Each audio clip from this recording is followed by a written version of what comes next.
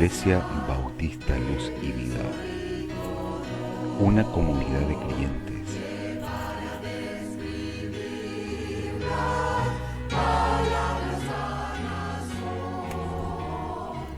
adorando y sirviendo a Dios.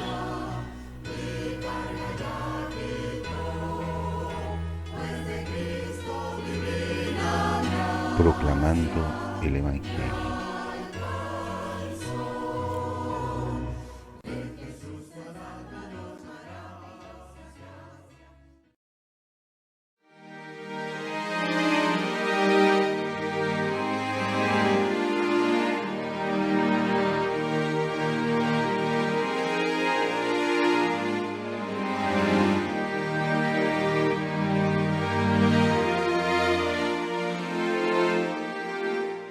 Hola queridos hermanos y hermanas, es un gusto, es un placer poder saludarles el día de hoy y darles la bienvenida a un nuevo culto. Espero que hayan tenido una hermosa semana y quiero partir compartiendo con ustedes un pasaje de la Biblia que se encuentra en Proverbios capítulo 6, versículo del 20 al 23. Y dice así: Guarda, hijo mío, el mandamiento de tu padre, y no abandones la enseñanza de tu madre. Átalos siempre a tu corazón, enlázalos a tu cuello. Te guiarán cuando camines, te guardarán cuando duermas, y hablarán contigo cuando despiertes. Porque el mandamiento es lámpara, la enseñanza es luz, y camino de vida son las reprensiones que te instruyen. En el día de hoy, hermanos, los quiero invitar a tener una oración, así que los invito a cerrar sus ojos. Amado Dios, queremos agradecerte por todo lo que nos das, por todas las bendiciones y las muestras de amor que día a día vemos a través de pequeños detalles que tú nos muestras, Señor. Queremos agradecerte porque tenemos salud, porque tenemos una familia que nos ama, Señor, porque tú estás presente en cada momento de nuestras vidas. En esta mañana, Señor, te pedimos por la salud tanto física como mental de todos y todas en esta pandemia, porque para cada uno de nosotros ha sido difícil, Señor, pero sabemos que tú estás con nosotros. Te quiero pedir, Señor, por todos mis hermanos y hermanas que tienen alguna aflicción, para que tú los sostengas y puedan ellos ver, Señor, tu amor y misericordia. Te pido por nuestro país, Señor, por nuestros gobernantes especialmente, para que la decisión y cada decisión que ellos tomen la hagan a través de tu palabra y demostrando el amor al prójimo. Te quiero pedir de manera muy especial, Señor, por nuestra iglesia, para que tú la fortalezcas y envíes el tan anhelado siervo para nuestra congregación. Señor, que este culto sea de bendición y que no nos vayamos como llegamos, sino que nos vayamos fortalecidos y agradecidos de lo que tú nos entregas día a día, Señor. Renueva nuestras fuerzas, Señor, para esta semana y quédate con nosotros, Señor. Todo esto te lo pedimos en el nombre de tu Hijo amado Jesús. Amén. Hermanos, los invito a que nos quedemos en el culto y que disfrutemos de la palabra del Señor.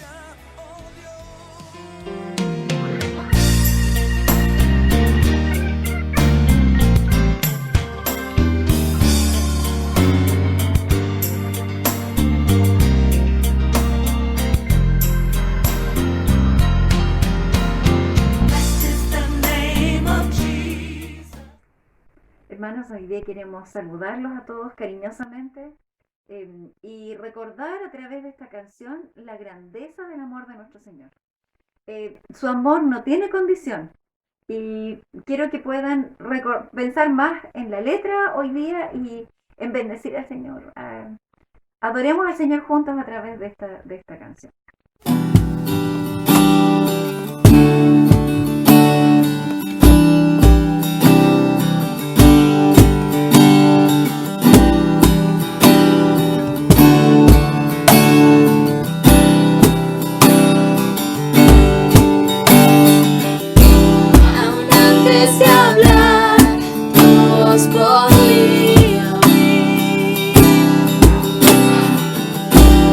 Sido tan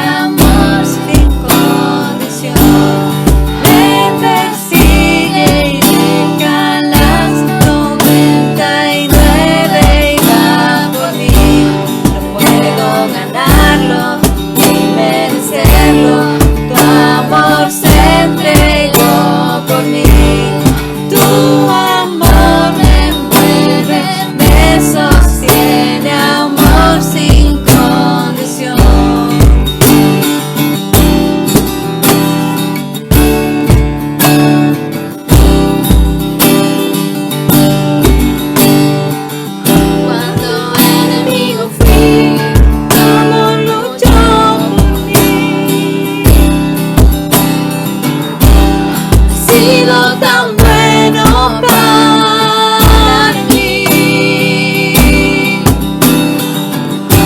Cuando el niño fui, pagaste el precio por mí. Has sido tan bueno para mí. Tu amor me envuelve, me sostiene, amor sin condición. Me persigue y venga a las 99 y va por mí. No puedo ganarlo ni merecerlo. Tu amor se entregó por mí. Tu amor me envuelve, me sostiene, amor sin condición.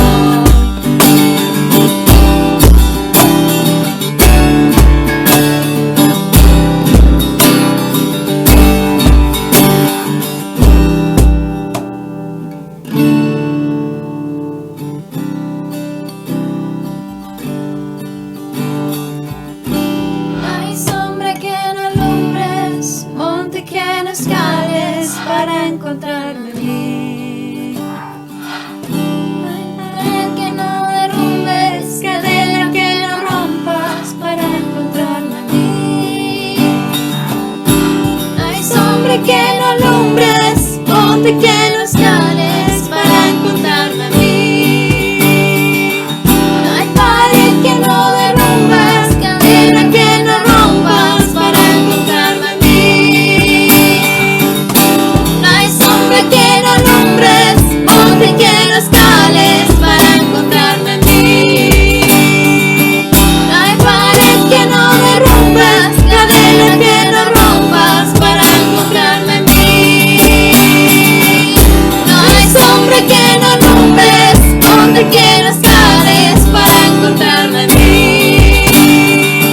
No hay pared que no derrumbes, cadena que no rompas para encontrarme a mí.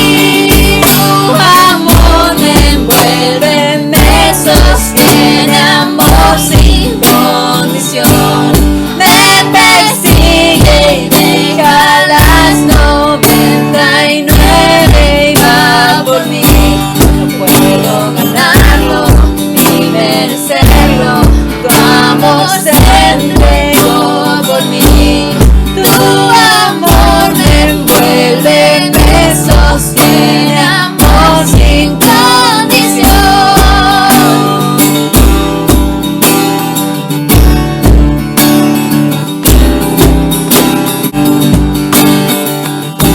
Hay sombra que no alumbres, monte que no escales para encontrarme a mí. No hay pared que no derrumbes, cadena que no rompas para encontrarme a mí.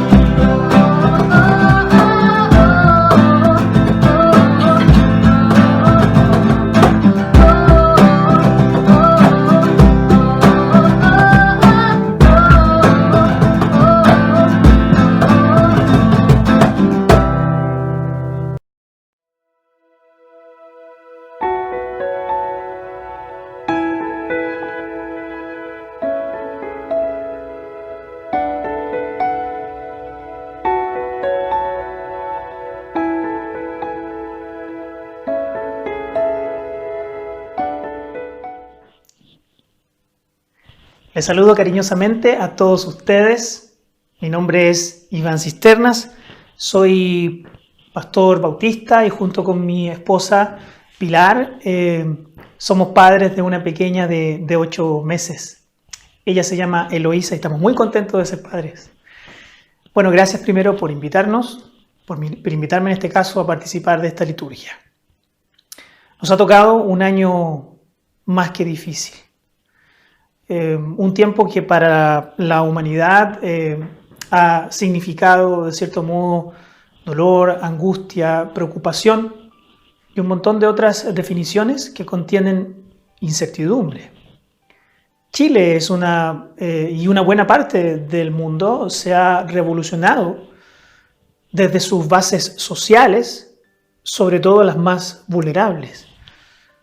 Nos ha correspondido, en este caso como sociedad, abrir el debate y dialogar sobre temas que antes eran expuestos, pero que no tenían repercusiones importantes en la opinión política, por ejemplo. Hoy el país está decidiendo sobre un asunto relevante de su historia. Y sobre la misma discusión política, la Iglesia se ha volcado a manifestar sus apreciaciones. ¿Se dio cuenta la Iglesia, tal vez, que ella misma es signo de una heterogeneidad que la compone, que no era posible mantener una postura única en el contexto de un tema país? Dolorosamente, esa heterogeneidad, que debería contar con una valoración desde la propia espiritualidad que nosotros llevamos, está siendo de cierto modo más bien un punto de discusión y enemistad. La Iglesia somos nosotros y nosotros somos reflejos de aquel que nos dio hálito de vida. Esto creado partió su historia con diferencias. Nosotros, cuando fuimos creados, tuvimos puntos en común, pero también puntos en disonancia. Y a lo largo de la historia bíblica, por ejemplo, las diferencias siempre marcaron la pauta. ¿Cómo entonces nos entendemos en medio de claras diferencias? ¿Cómo debemos comportarnos como iglesia en medio de nuestras diferencias? Lo cierto es que diferencias hemos tenido siempre y lo hemos evidenciado en nuestra práctica eclesiológica. Hemos, por ejemplo, dicho en reiteradas ocasiones que hay cosas más importantes y más sustanciales que las diferencias que podamos tener. Eso es un punto gravitante. Hoy, por ejemplo, la Iglesia tiene nuevamente que vislumbrar las cosas más importantes y sustanciales. Y esto nos debe ayudar en el contexto que estamos viviendo actualmente. Una cosa sustancial, por ejemplo, es el servicio. La Iglesia como promotora del servicio es un asunto de carácter importante. Se puede tener, por cierto, distinciones en asuntos menos importantes, en cosas que van en el orden de las perspectivas, pero en aquello que permite que algo tenga la esencia que debería tener, no es posible tener diferencias. Mire, para que usted pueda entenderme, podemos discutir acerca de si la pizza debe llevar o no piña. Ese es un asunto poco importante y por tanto puede permitirse la distinción. Pero no podemos decir que la pizza no puede fundamentarse en una masa estirada, ¿no es cierto? O que no lleve queso, sea el queso que sea. Que la Iglesia deba servir es un elemento que se constituye en esencial y por lo tanto relevante para la comprensión de esta organización. Leamos la primera parte de las bienaventuranzas en Mateo 5, del 1 al 6. ¿Qué nos dice este texto? Cierto día, al ver que las multitudes se reunían, Jesús subió a la ladera de la montaña y se sentó.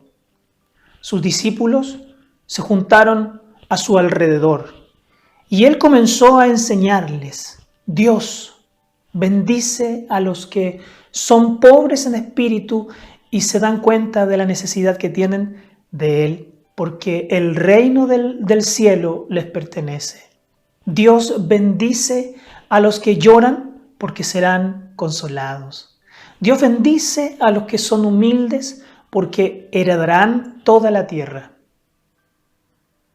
Dios bendice a los que tienen hambre y sed de justicia, porque serán saciados. Las bienaventuranzas son claramente un texto fascinante. Se sabe, se conoce que este texto era ocupado por los primeros cristianos como herramienta discipuladora, algo así como nuestro manual de discipulado básico, para aquellos que ingresaban por primera vez a la comunidad cristiana. Con este texto se les entregaban las ideas más fundamentales del Evangelio, el propósito general de la misión del reino en la tierra. Esto es un detalle importantísimo. En primer lugar, la iglesia que sirve también al reino. Esto es lo que desprendemos de las bienaventuranzas. Se reconoce primeramente un reino especial, divino, y a su vez entregado a la humanidad. Un reino que contempla una cantidad de valores importantes, donde podemos decir se concentran los intereses de Jesucristo. Estos valores que podemos reconocer son posibles encontrarlos en todo el desarrollo del ministerio de Jesucristo. Valores que me gustaría compartirles ahora para que ustedes los conocieran. Yo creo que los conocen, ciertamente. Estos son, por ejemplo, la compasión, el amor, la justicia, la verdad, la denuncia, la confianza, la igualdad, la dignidad, la vida, el respeto, el perdón, la reconciliación, la restauración, la alegría, entre otros. Todos estos valores tienen directa relación con el ser humano, porque la principal motivación del reino de Dios es justamente traer la tierra, ¿no es cierto? A la tierra vida abundante y vida plena. Y porque el reino de Dios es, en cierto modo, algo relevante para los hombres y a las mujeres de este mundo. Se interesa por ellos, de manera especial por aquellos que son más vulnerables. Esto es un aspecto fundamental, porque el Evangelio, decimos, se sitúa, toma partido desde una realidad social en particular y desde ahí avanza con su propuesta. Esta pregunta es importante. Hagámonos esta pregunta. ¿Cuál es la realidad de la muchedumbre que rodea a Jesús y que Él toma como ejemplo para expresar sus bienaventuranzas? Una parte importante de esta multitud son personas desposeídas, de un hábitat digno, de herencia, gente pobre, personas enfermas, peregrinos de ciudades y regiones vecinas, sumado, por cierto, a lo anterior, gente que vivía según los paradigmas que le imponía la visión religiosa de aquel entonces. Y por cierto, también sometida a la opresión constante de un poder político como el Imperio Romano, que tantas veces hemos estudiado en nuestros estudios bíblicos y escuela dominical. La condición de una vida claramente no era buena. Esa vida de ellos no era buena. Lucas 6:20 dice: Él entonces dirigió la mirada a sus discípulos y dijo: dichosos ustedes los pobres, porque el reino de Dios les pertenece. Otro evangelista dirá: pobres en espíritu. Está claro que la definición de pobreza puede tener variantes de acuerdo con los parámetros que hoy, en este caso, conocemos por pobreza. Pero de acuerdo con el texto bíblico, el pobre no lo define solo cierta condición social, también debe entenderse como una condición moral. Pobre en espíritu o pobres a secas se traduce de la voz griega ptojos, que significa mendigo pordiosero. Ptojos nace de toso, que significa acurrucarse. La pobreza en el espíritu habla de aquella condición humana donde es posible evidenciar una profunda sensación de malestar. Cuando el interior del ser humano está acurrucado, encorvado, humillado por la realidad que le rodea. ¿Dónde vemos, por ejemplo, una pobreza de espíritu como la que estamos definiendo? En el Cristo camino al Gólgota, por ejemplo. Esa imagen es justamente la de un Cristo pobre en espíritu. En segundo lugar, la iglesia sirve, por cierto, a las mujeres y a los hombres. La iglesia se entiende a sí misma como el vínculo entre los hombres y Cristo.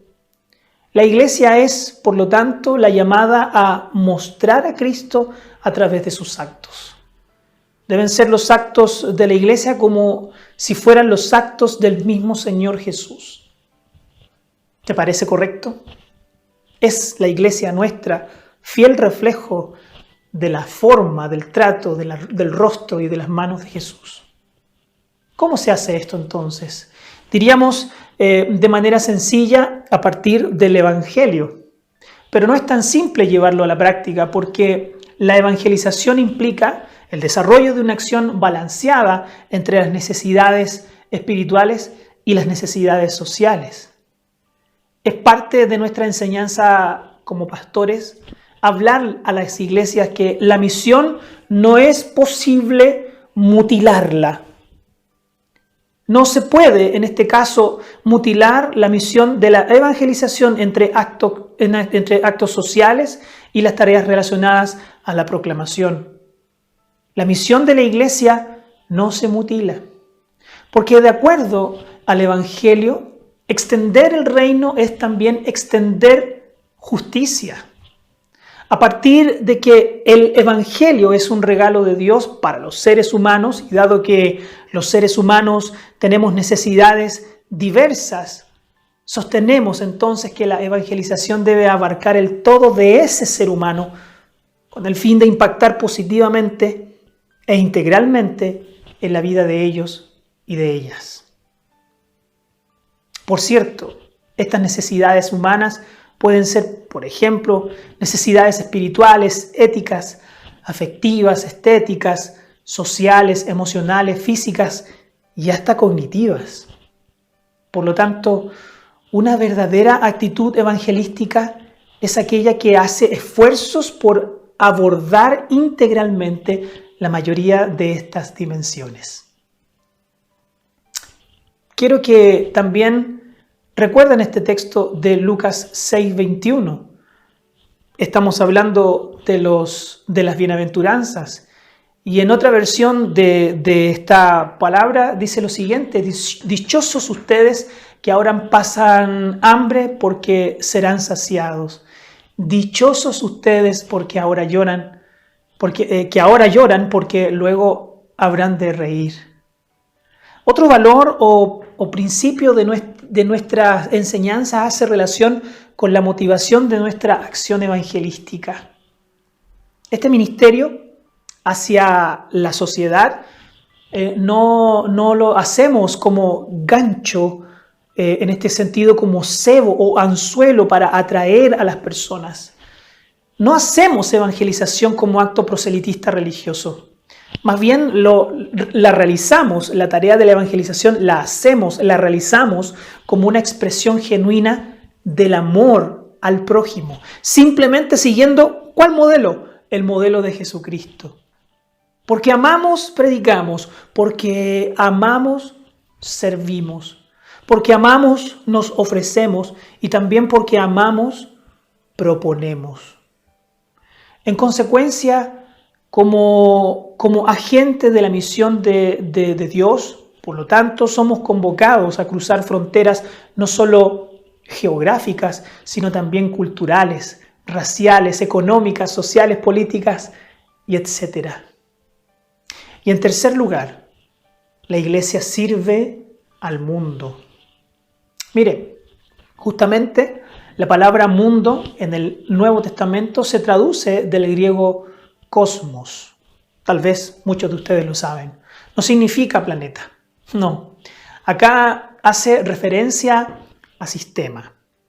sistema, un sistema político, un sistema económico, un sistema social, cultural, qué sé yo. Sistema que construimos los seres humanos. Por ende, y muy probablemente, un sistema incompleto, inseguro, tal vez equívoco.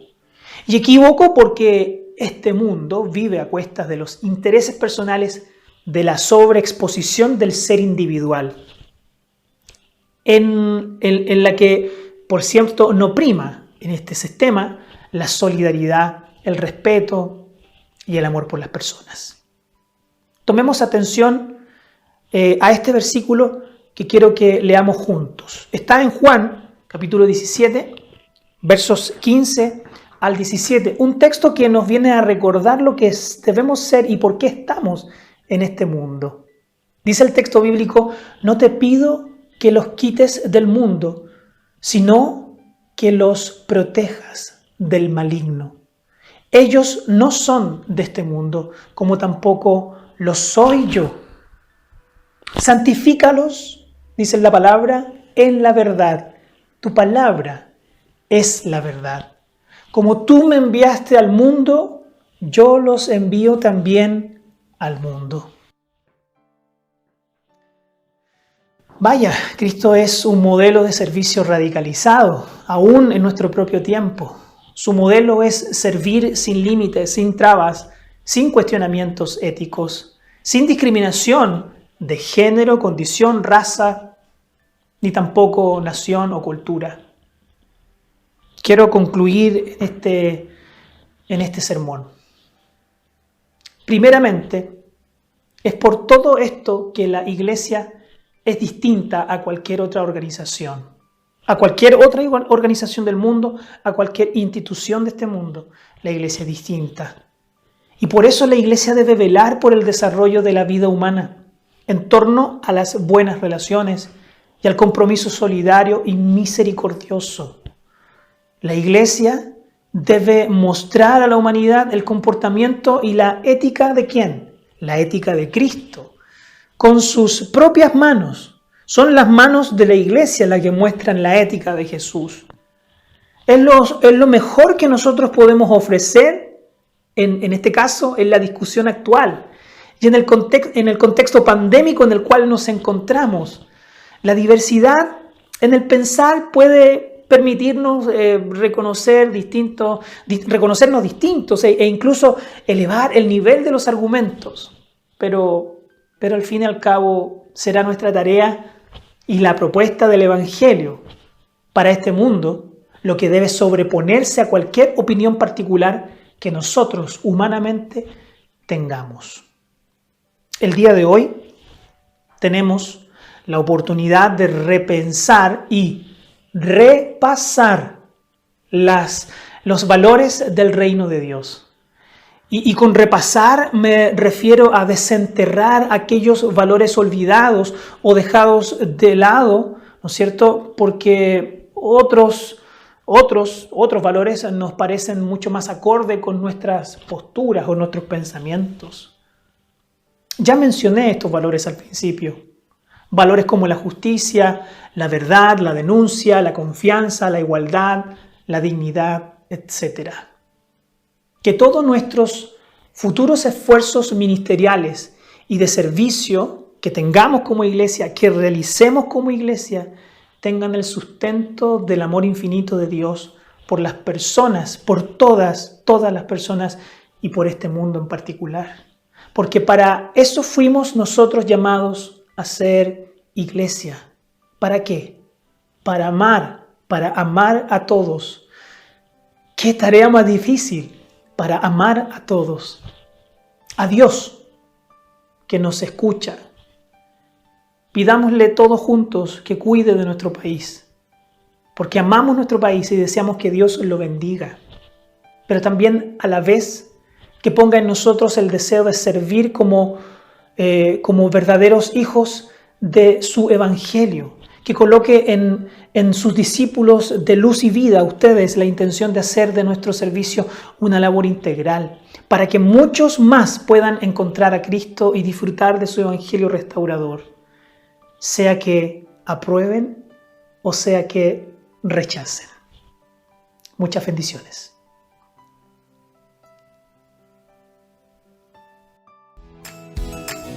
Reunión de jóvenes.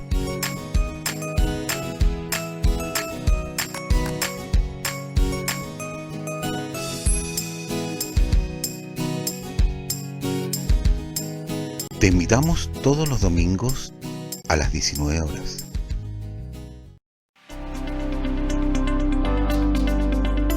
Todos los lunes a las 19 horas, reunión de oración. Por plataforma Zoom a las 19 horas.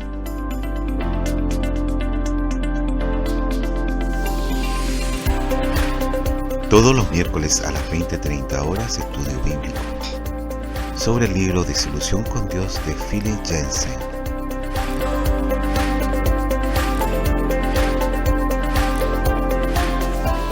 Día jueves 20 horas, estudio bíblico de hermanas con el libro La mujer agotada de Stephen y Greg.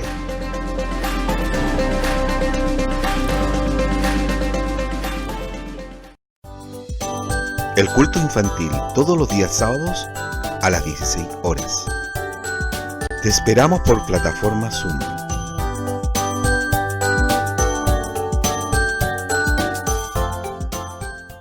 Hermanos, un gusto poder saludaros en el día de hoy.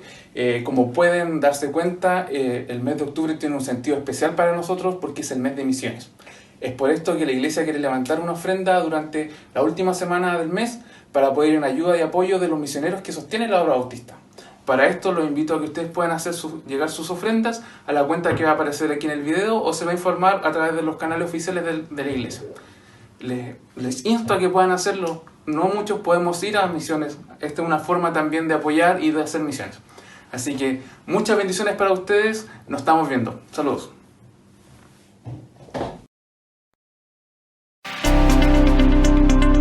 Las hermanas del Ministerio de Servicio les invitan a continuar apoyando en las campañas de Canastas de Amor. Para ello, a través de donaciones en alimentos o aporte de dinero.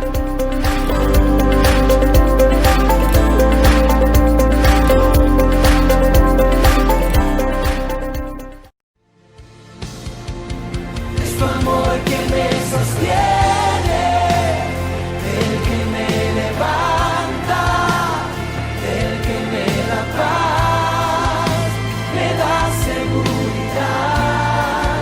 Es tu amor que me sostiene, el que me levanta, el que me da paz, me da seguridad de lo que vendrá.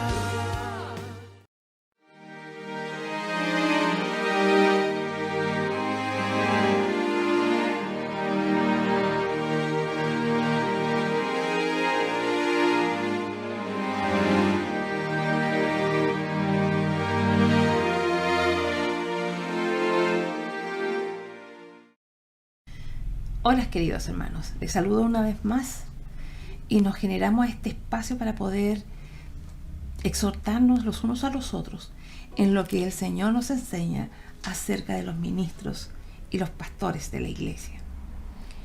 Un cuarto requisito que queremos estudiar hoy es que el pastor debe ser un celoso guardián de la verdad. Esto no es tarea solamente del pastor, porque la Biblia dice que la iglesia es la columna y baluarte de la verdad. Es decir, cada uno de nosotros tiene la obligación de proclamar la verdad a las personas, pero principalmente el pastor. La vez pasada, el domingo pasado, hablamos de la necesidad de proclamar. Él tiene todas las virtudes y todas las habilidades para poder hacerlo con ese entusiasmo y ese denuedo que se requiere en el día de hoy. El pastor está para proteger a las ovejas, para cuidarlas. En muchos textos bíblicos encontramos que el pastor busca las aguas tranquilas, aguas claras, pasto verde, las cuida de peligros, porque en verdad Satanás anda como lobo rugiente tras de las ovejas. Y a veces él usa, como dice la palabra, artimañas para poder hacernos equivocar. Entonces el pastor es el encargado de proteger a las ovejas Quiero compartir algunos versículos en el libro de Hechos, capítulo 20. Dice, Jesús mismo dice: por tanto, mirad vosotros, y por todo el rebaño en que el Espíritu Santo os ha puesto como obispo, el cual él ganó por su propia sangre.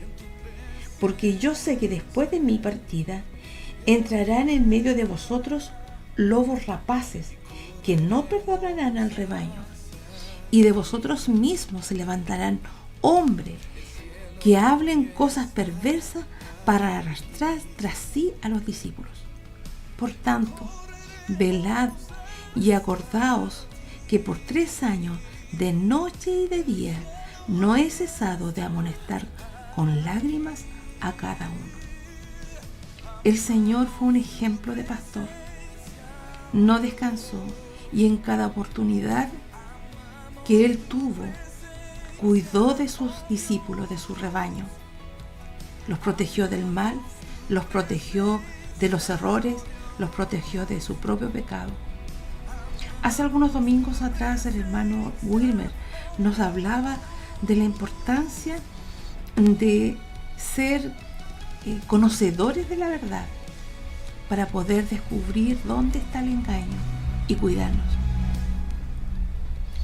Bueno, este tesoro que es la verdad, que se le encomendó principalmente a los pastores, se le confió, y también a cada uno de nosotros, debe estar cimentado en una buena teología, y deben ser capaces de distinguir entre la verdad y el error, y deben estar dispuestos a confrontar las falsas enseñanzas cuando amenazan al rebaño, corrigiendo humildemente a aquellos que se opongan a la palabra de Dios, corrigiendo con amor.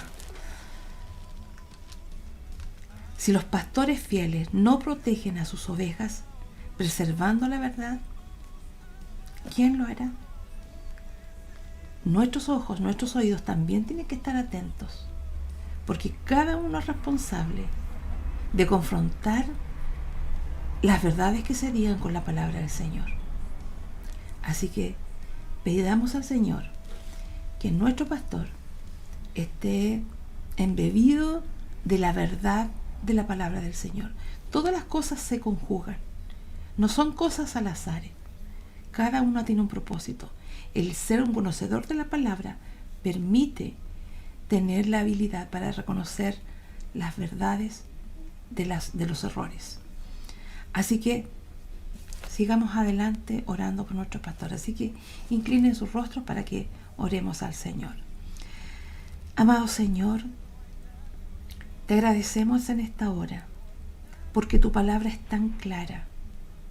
Y si bien es cierto, todas estas habilidades y estas tareas se las has encomendado a tu siervo, el que dirija una congregación. Sin embargo, cada uno de nosotros tiene la misma responsabilidad de ser un fiel conocedor de la verdad. Tu palabra dice que tu Espíritu nos llevará a toda verdad y debemos descansar en ello. Gracias, Señor, porque en la iglesia se ha cuidado este aspecto de la enseñanza de las Escrituras. Ayúdanos a ser fieles, a enseñar lo que tú nos pides, lo que tú nos enseñas, que podamos hacerlo con amor, con cariño para nuestros hermanos. Y si llega el momento de corregir, también con amor, pero con firmeza, podamos hacerlo, de manera que ninguno pueda extraviarse, como dice tu palabra. Gracias, Señor, porque tú nos vas a dar un siervo que nos vas a llevar a lugares de pastos verdes, de praderas verdes, de un agua corriente, suave, que no se estanca, que es agua fresca, limpia. Señor, cuando pensamos en nosotros como congregación, tal vez no tenemos nada en que afirmarnos, ni siquiera tenemos un templo donde congregarnos. Sin embargo, Señor, a pesar de ello, tú nos has levantado y nos has mantenido, y tenemos la confianza en que seguiremos con la obra que tú nos entregaste.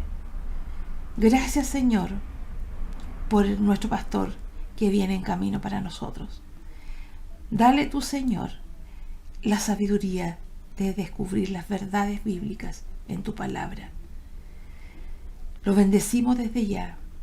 Que tu gracia, que tu amor esté con él y con los miembros de su familia. Como también que tu gracia repose en nuestra iglesia, en los corazones de cada uno de los hermanos. Y que en el momento se haga manifiesta la gracia y el amor. Oramos en el nombre de Cristo Jesús. Amén. Que el Señor les bendiga, mis hermanos, y que tengamos una hermosa semana.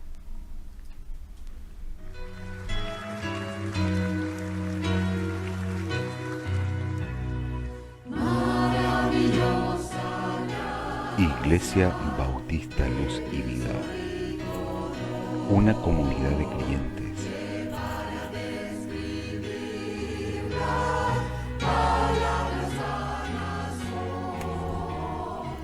adorando y sirviendo a Dios.